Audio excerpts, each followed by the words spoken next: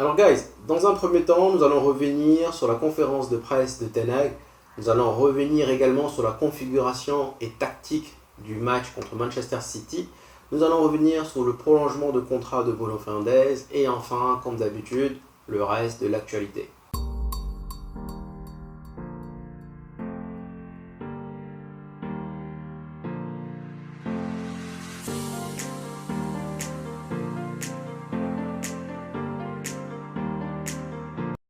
Alors guys, nous allons donc essayer d'analyser et décortiquer la conférence de presse de Ten Hag.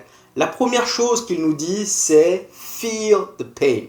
C'est-à-dire qu'il a besoin que ses joueurs ressentent au fond d'eux-mêmes la douleur et la tristesse du goût amer de la défaite. Comme ça, ils vont travailler 2 fois plus pour éviter qu'une telle émotion ne se reproduise. Cela fait mal. Et souvenez-vous d'ailleurs, Ferguson faisait de même. À chaque fois qu'on perdait un match important, quart de finale, demi-finale, Champions League, FA Cup ou Coupe de la Ligue, qu'est-ce qu'il faisait? Il laissait la porte grandement ouverte justement pour que les joueurs puissent entendre les joueurs adverses célébrer. Et ça fait mal. Il y a un bon vieux dicton qui dit qu'il n'y a pas de succès sans échec. Donc, feel the pain, il a besoin que les joueurs ressentent cette sensation. Comme ça, vraiment, ils vont aller travailler. Et quand ils vont arriver dans la même situation, dans une prochaine finale, ils vont travailler 2 fois plus pour éviter que cette même émotion revienne. Ensuite, il est revenu sur le cas Sancho, en nous disant clairement qu'il a foi en lui, c'est un bon joueur, il n'a pas peur, c'est un joueur qui sait tirer les pénaux, c'est juste une question de confiance. Là, j'ai déjà dit, mais je vais le répéter. Pour moi, le cas Sancho, c'est du management. Vous savez, dans le management, il y a différentes manières de manager quelqu'un. On n'a pas la même méthode. C'est-à-dire qu'il y a des joueurs qui ont besoin qu'on les caresse dans le sens du poil, il y en a qui ont besoin qu'on soit sévère avec eux, il y en a qui ont besoin qu'on soit dur avec eux. Bon, sincèrement, normalement, c'est au manager de s'adapter. Et je reviens encore une fois, je pense que le cas Sancho, on l'a déjà vu avec l'équipe d'Angleterre, le cas Sancho, il rentre quasiment 1 minute avant la fin du temps réglementaire avec l'équipe d'Angleterre, il rate. Donc quand il n'est pas en confiance, voilà, ça c'est quelque chose que moi-même je sais. Et je pense que ça, normalement, ça, je suis désolé, je répète, c'est une question de management. Ensuite, il est revenu sur le cas Garnacho, en nous disant qu'il va falloir manager les joueurs qui ont été à la pré-saison, donc aux États-Unis, et les joueurs qui viennent d'arriver. Est-ce que cela voudrait dire d'entrée que Garnacho ne sera pas titulaire vendredi? Je pense que oui. Parce qu'il est revenu en même temps en nous disant que Garnacho est un très bon remplaçant. Conclusion, voici comment on va jouer ce vendredi. Ça sera Rashford et Amad Diallo. Et Garnacho va rentrer. Ils viennent de nous donner 2 indices là-dessus. Premier indice en nous disant que Garnacho est un très bon remplaçant. Donc conclusion, quand il va rentrer, il va faire mal. Et ça, je suis quelque part d'accord avec lui. Garnacho, c'est quelqu'un, franchement, qui va exceller quand les jambes des adversaires seront plus lourdes. Donc je pense que là, il marque un point. Maintenant, est-ce que derrière Rashford, voilà, on va revenir sur le cas Rashford juste après. Mais en tout cas, je pense donc que vendredi, on va aller avec Rashford et Amad Diallo. Ça, c'est un point important en nous disant qu'il va falloir les manager de façon différente. Les joueurs qui sont allés en pré-saison sont complètement fit, alors que les autres, il va falloir les intégrer progressivement. Voici ce que ça veut dire. Ensuite, il est revenu également sur le cas Rashford. On l'a demandé, est-ce que c'est une question de confiance? Il a répondu que non. Rashford, aujourd'hui, il a raté, mais il pense que derrière, ça sera un peu comme le ketchup. C'est-à-dire qu'une fois qu'il va marquer le premier, derrière, voilà, ça va s'accumuler. Sauf que cette même phrase-là, si ma mémoire est bonne, il l'a sortie l'année dernière à la même période. L'année dernière, pendant la pré-saison, je pense que Rashford avait raté 2-3 occasions. Et derrière, il nous avait dit que justement, il a confiance en Rashford. Rashford vient de marquer 30 buts, ne l'oublions pas. Et que derrière, c'est quelqu'un qui va encore marquer. Donc oui, je suis d'accord, mais attention. Il ne doit pas avoir vraiment un temps indéfini pour pouvoir le sortir. L'année dernière, il a mis quand même un sacré temps avant de se rendre compte que Rashford n'est pas performant. Moi, je ne juge pas le passé. Le passé est passé, il ne reviendra pas. Le passé, il est passé, il ne reviendra pas. Moi, ce qui m'intéresse, c'est le présent, c'est now et le futur. Conclusion, même si nous avons un ballon d'or dans l'équipe, chose que nous n'avons pas, même si nous avons un ballon d'or qui a claqué 57 buts l'année d'avant, si à l'instant où on est, il n'est pas performant, il va sur le banc. Il faut arrêter de croire que derrière, voilà, il faut parfois toucher l'ego du joueur. Donc, conclusion, 3e indice qui nous ferait comprendre que derrière, il a confiance en Rashford, Rashford va débuter, il est fit et il va marquer des buts. Je pense sincèrement que si on revient, le Rashford que j'ai vu pendant la pré-saison, il n'a pas marqué de but, je crois. il a marqué un penalty, mais encore une fois, pour moi, ce Rashford là, il est meilleur que le Rashford qui nous a claqué 30 buts. Je le trouve beaucoup plus altruiste. Et hier, sincèrement, la passe de Garnacho là, il doit la mettre. Je pense qu'il s'est dit, c'était tellement facile, il doit la mettre. Quelque part, on revient encore sur le fait de feel the pain, ressentir la douleur. C'est-à-dire que prochainement, cette action-là que j'ai ratée, demain, j'ai senti la douleur. Demain, je vais faire en sorte, c'est-à-dire que je vais mettre le niveau de concentration qu'il faudra pour pouvoir la mettre au fond. Pour pouvoir vraiment la mettre au fond. Pour en revenir sur la question Hamas, il a tout simplement répondu, je cite, « Nous avons décidé de partir avec les seniors. » Je répète pour ceux qui n'ont pas entendu, « Nous avons décidé de partir avec les seniors. » Conclusion. La seule et unique raison pour laquelle Hamas n'était même pas dans le groupe, il faut le souligner, il n'était même pas dans le groupe, donc il n'a pas été convoqué, c'est en réalité parce qu'il n'a que 17 ans. Donc en réalité, on s'en fout de ses qualités, on s'en fout de ses aptitudes. Tant qu'il n'est pas senior, il ne sera pas convoqué. Et encore une fois, un autre point qu'il faut mentionner, c'est que hier, c'était le Community Shield. Un match amical, entre guillemets. Même s'il y avait un trophée au bout, ça reste un match amical. Donc, s'il n'est même pas convoqué lors d'un match amical, quel est l'espoir de le revoir lors d'un match officiel? Je me dis quasiment jamais. Ensuite, il a eu une question sur Casemiro. On lui a demandé est-ce que le système fit beaucoup plus à Casemiro. Il a répondu je ne pense pas que ce soit ça. Je pense que Casemiro est beaucoup plus fit actuellement. Nous avons travaillé en tant qu'équipe pour pouvoir justement l'aider dans le sens. Donc là, cela signifie que sans le vouloir, il mentionne quand même qu'il n'a pas les jambes puisqu'il va falloir l'aider. Il mentionne quand même qu'aujourd'hui, il n'a pas les jambes. Mais on peut le voir aussi dans un autre sens. Dans le sens où l'année dernière, en effet, il était assez isolé. Il était isolé tout seul. Donc, le système aujourd'hui fait en sorte que derrière, toute l'équipe combine, travaille autour de Casemiro pour pouvoir justement l'aider et pour pouvoir donc le mettre en valeur. Maintenant, il a rajouté une autre phrase en nous disant « À ce stade, je n'ai aucun signal de sorte qu'il va partir. Je ne le vois pas partir. » La question maintenant qu'il faut se poser, c'est est-ce que Manchester United, Ineos, Ten Hag, Ruud van Nistelrooy, René Ake décident de garder Casemiro parce qu'en réalité, ils lui font confiance et que derrière, ils estiment que derrière, ça va être un joueur qui va être fantastique. Rappelons également que c'est aussi un joueur sujet aux blessures. Ou alors, c'est par rapport à son salaire exorbitant qu'il a, que personne ne peut se permettre, que derrière, on le garde. Est-ce que cela voudrait dire également qu'on va quand même aller chercher Amrabat? Sincèrement, j'espère que oui. Parce qu'encore une fois, je répète, Casemiro se blesse beaucoup. Alors, hier, il n'a pas été mauvais.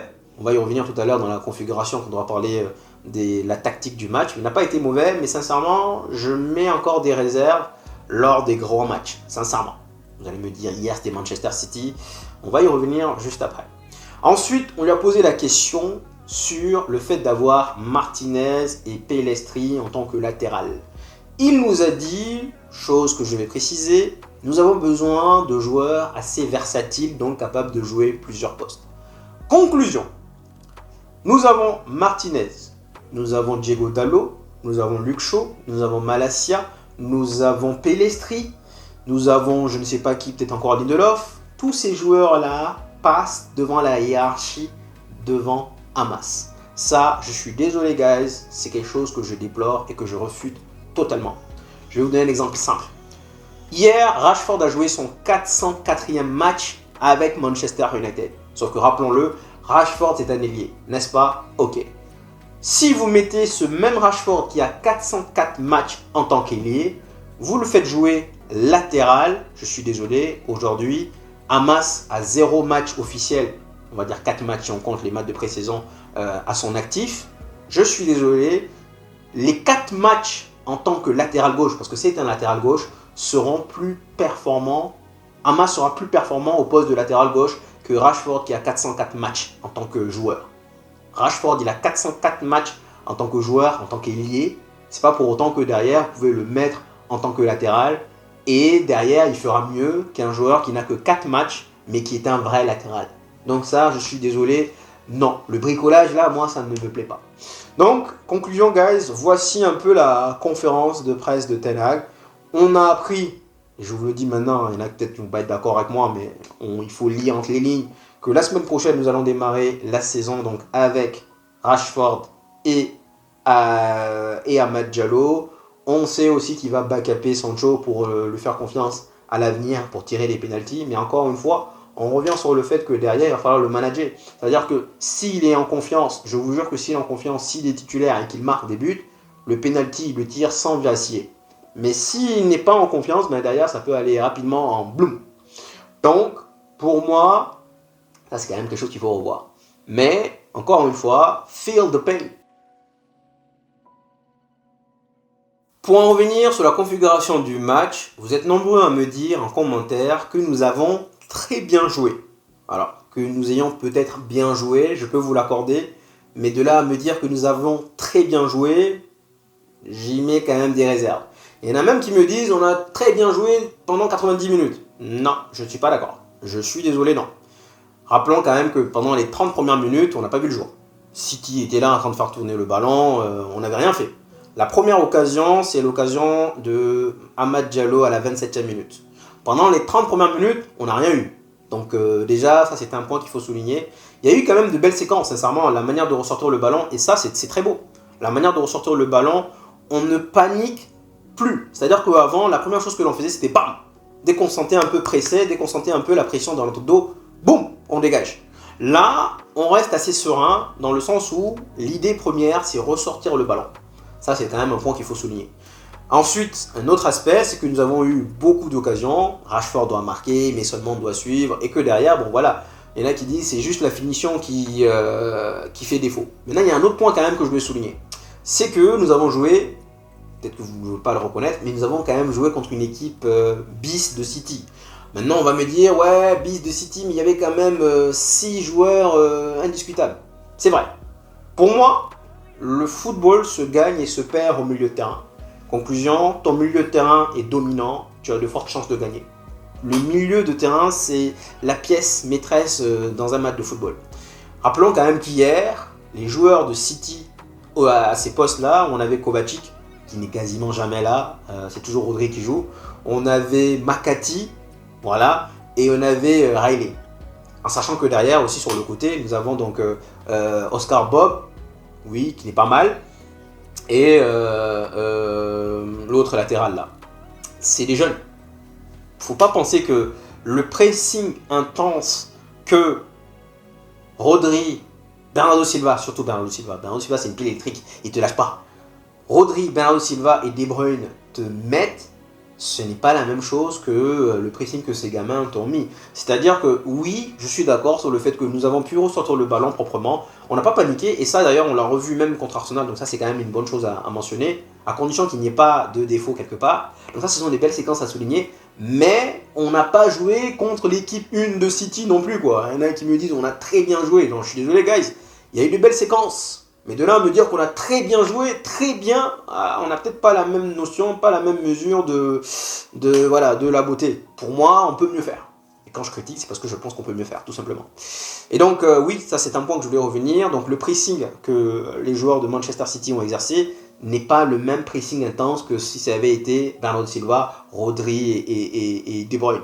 Premièrement. Deuxièmement, je ne pense pas que Haaland ait vu le jour. Je ne pense pas que Haaland ait vu une occasion. Pourquoi? Parce que les milieux de terrain, encore une fois derrière lui, n'ont pas été capables de lui apporter le ballon. Haaland, c'est un joueur qui a besoin qu'on lui sert sur un plateau.